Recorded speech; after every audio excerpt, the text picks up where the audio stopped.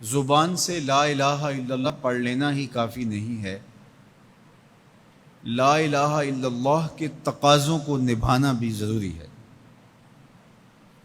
جب ہم یہ کہہ لیتے ہیں کہ ہم نے لا الہ الا اللہ محمد رسول اللہ پڑھ لیا، تو پھر اس کا مطلب یہ ہے کہ ہم دائرہ دین میں داخل ہوئے، اب ہماری اپنی خواہشات، آرزوئیں اور تمنائیں نہیں رہیں گی، دین جو ہمیں تلقین کرے گا وہی ہمارا طرز زندگی ہوگا۔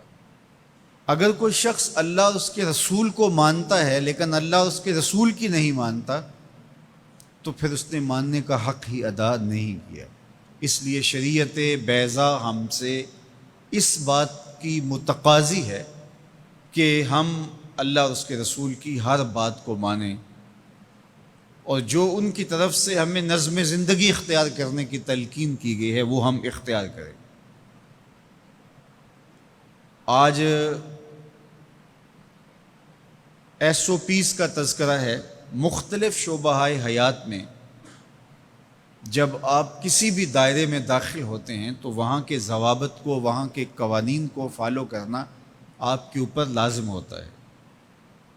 آپ شہری ہیں پاکستان کے، لیکن آپ کو کسی ملک میں سفر کرنا ہوتا ہے، تو جتنی دیر تک آپ وہاں رہتے ہیں تو آپ کو قوانین ان کے فالو کرنے ہوتے ہیں، ان کے ضوابط کے مطابق آپ کو وقت گزارنا ہوتا ہے۔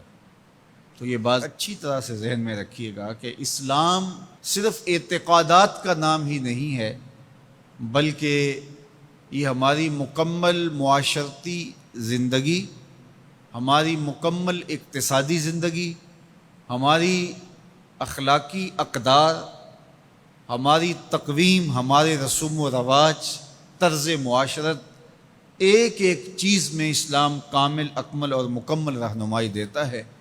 تو جب ہم ایمان کی دولت سے مالا مال ہو گئے تو پھر اسلام کے دیے ہوئے ضابطے کو ہمیں حرف بحرف پورا کرنا پڑے گا۔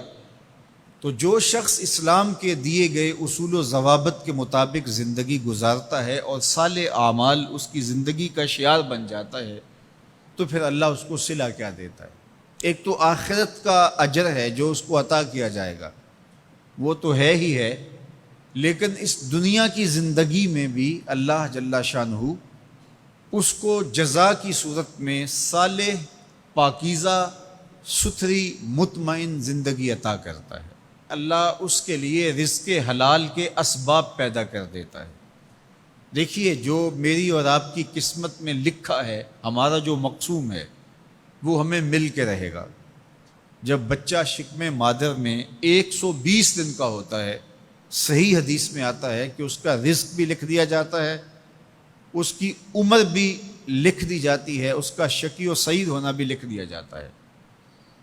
یہ لکھ دیا گیا ہے، قلم اٹھا لیا گیا، سیاہی خشک ہو گئی، میرا اور آپ کا لکھا ہوا مقدور ہے، مقسوم ہے، وہ ہمیں ہر صورت میں مل کے رہے گا۔ لیکن یہ ہمارا اختیار ہے کہ ہم اس لکھے ہوئے کو، اس مقسوم کو حاصل کیسے کرتے ہیں، بذریعہ حلال حاصل کرتے ہیں یا بذریعہ حرام حاصل کرتے ہیں، تو یہ انسان پہ چھوڑا گیا ہے۔ لیکن جو شخص اچھے اعمال کے ذریعے سے اپنے رب کی رضا جوئی میں لگا رہتا ہے، تو اللہ اس کے مقسوم کو اس تک حلال ذرائع سے پہنچاتا ہے، اس کو اس کی توفیق نصیب کر دیتا ہے کہ وہ حرام کی طرف نظر بھی اٹھا کر نہیں دیکھتا اور وہ حلال رزق اختیار کرتا ہے۔ تو جو اچھے اعمال کرنے لگتا ہے، اللہ اس کے لیے ایسے راہ کشادہ کر دیتا ہے کہ اس کو نیکی کی توفیق دیتا ہے اور گناہوں سے اس کو محفوظ رکھتا ہے، اس کے لیے اسباب مہیا کر دیتا ہے۔ اللہ کے محبوب علیہ السلام نے ارشاد فرمایا، اذا اراد اللہ بعبد خیرا اصلہ، جب اللہ کسی شخص کی بھلائی کا ارادہ کرتا ہے تو اس کو شہد کی طرح میٹھا اور مرغوب بنا دیتا ہے۔ صحابہ نے پوچھا، یا رسول اللہ صلی اللہ علیہ وسلم، وکیف اصلہ، اللہ اس کو کس طرح میٹھا کر دیتا ہے، کس طرح مرغوب بنا دیتا ہے؟ تو اللہ کے محبوب علیہ السلام نے ارشاد فرمایا کہ اللہ مرنے سے قبل اس کو اچھے اعمال کی توفیق نوازتا ہے، اور پھر فرمایا فَيَقْبِضُهُ عَلَيْهِ، اور وہ نیکیاں کرنے لگ جاتا ہے کہ اللہ اس کی روح قبض کرتا ہے۔ تو جو نیک اعمال کرتا ہے اللہ اس کے لیے پھر آسانیاں مزید پیدا کر دیتا ہے۔ تو یہ صلہ ہے صالح اعمال بجا لانے کا۔